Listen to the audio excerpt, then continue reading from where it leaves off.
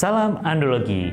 Balik lagi sama saya Dr. Seso di kelas Andrologi. Buat kamu nih yang masih nyari-nyari channel yang tepat seputar info promil atau program hamil, lalu tentang kesehatan pria, vitalitas pria, atau tentang gangguan hormon pada pria atau juga penuaan pada pria, jangan sungkan, jangan ragu, langsung subscribe kelas Andrologi dan nyalakan lonceng notifikasinya. Catat juga jadwal tayang kelas Andrologi, yakni setiap hari Selasa dan Jumat jam 6 sore.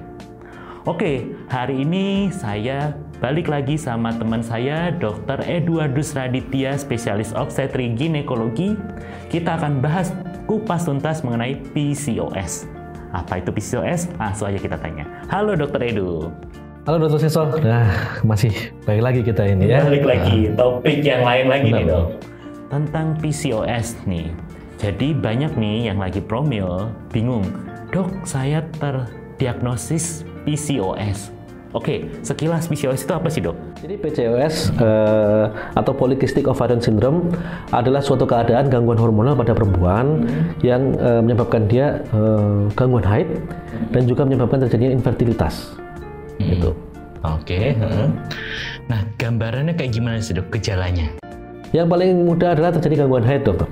Jadi ketika seorang perempuan terjadi gangguan haid, misalkan 1 bulan, 2 bulan, 3 bulan nggak haid, kemudian datang ke dokter, dicek terjadi hiperandrogenisme. Apa itu? Yaitu adanya pertumbuhan rambut berlebih misalkan di tubuh, kemudian ada berjerawat, kemudian juga bisa terjadi kebotakan, dan setelah dilakukan USG, idealnya adalah USG transvaginal. Kalau misalkan masih nona, kita bisa lakukan USG transrektal, ya. Didapatkan gambaran di indung telurnya kista kecil-kecil. Jadi itu dari sel telur yang tidak bisa membesar untuk pecah untuk terjadi ovulasi, begitu. Apa sih penyebab dari PCOS itu dok? Penyebabnya ini gangguan hormon dok. Jadi umumnya terjadi hormon androgen yang berlebihan di dalam tubuh wanita, sehingga menyebabkan PCOS. Oke, biasanya karena apa dok? Apakah ada yang bilang karena gemuk ataukah karena kurus? Jadi dulu kita mikirnya bahwa PCOS terjadi pada orang gemuk, ya, karena hormonnya berlebihan. Tapi ada juga tipe yang lean dok. Tipe lean itu tipe yang kurus. Nah, kalau pada orang gemuk, kita gampang aja. Intinya adalah PCOS adalah perubahan gaya hidup. Nah, jadi kita suruh kurusin, sehingga hormon androgennya, hormon estrogennya juga turun. Nah, kalau tipe yang lean atau tipe yang kurus, ini memang agak tricky ya, agak susah.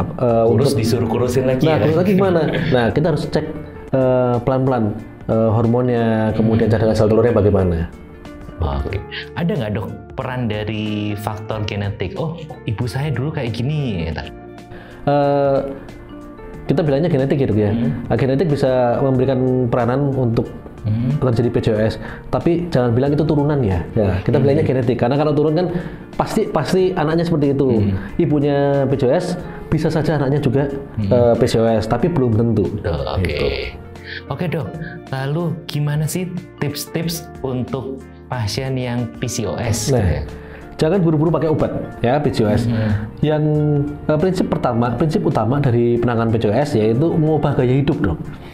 Apa yang diubah gaya hidupnya? Olahraga. Ya, olahraga pasti harus yang rutin. Kemudian apa yang dimakan? Ya, ini juga harus diubah.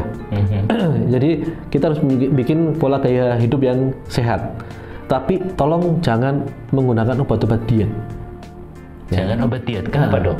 Karena yang kita mau ubah adalah polanya, gaya hidupnya. Kalau kita pakai obat diet, gaya hidupnya nggak berubah. Ketika dia berhasil menurunkan berat badan, gaya hidupnya kan nggak berubah, polanya nggak berubah. Dia akan kembali lagi seperti itu lagi, terjadi gangguan hormonal lagi. Tapi kalau misalkan pola hidupnya yang kita ubah, dia akan terus-terusan akan menjadi yang baik. Nah, setelah itu baru kita bantu dengan obat-obatan. Kalau misalkan, kita bisa lihat misalkan terjadi gangguan dari glukosanya tinggi, nah, kita bisa diberikan bantu dengan obat. Kemudian makanya nih ya dok, saya potong. Akhirnya banyak yang bilang, dok saya dikasih obat diabetes dok. Nah, Jadi kita sebut aja ya generiknya metformin ya dok ya.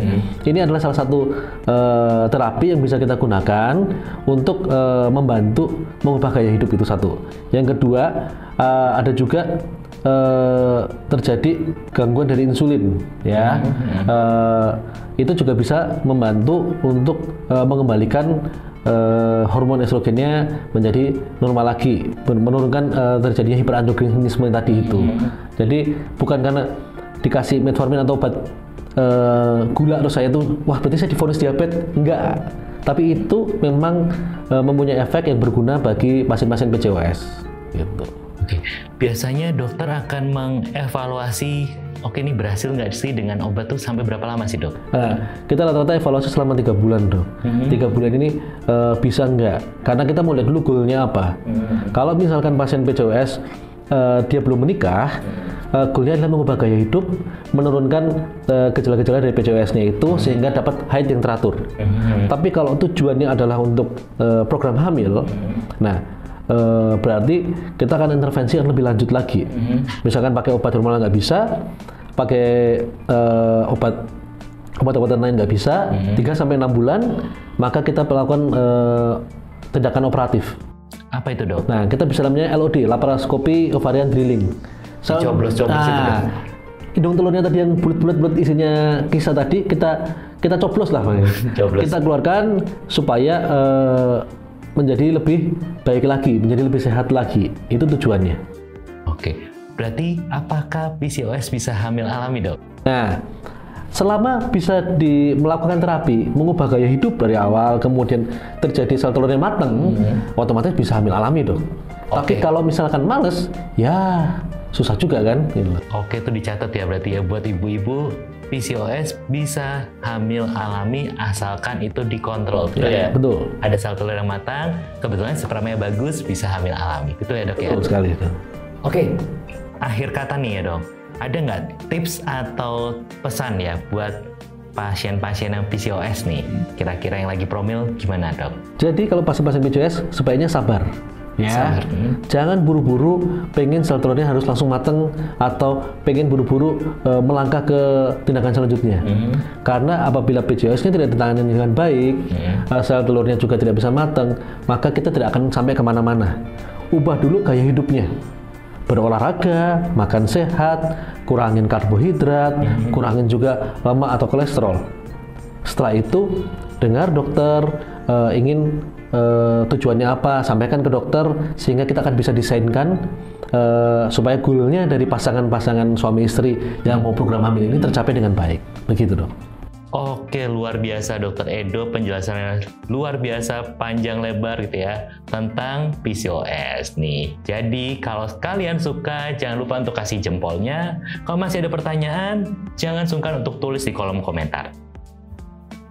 Saksikan terus, dukung terus kelas andrologi dan jangan lupa untuk subscribe. Akhir kata, saya Dr. Seso, tetap sehat, tetap semangat dan salam andrologi.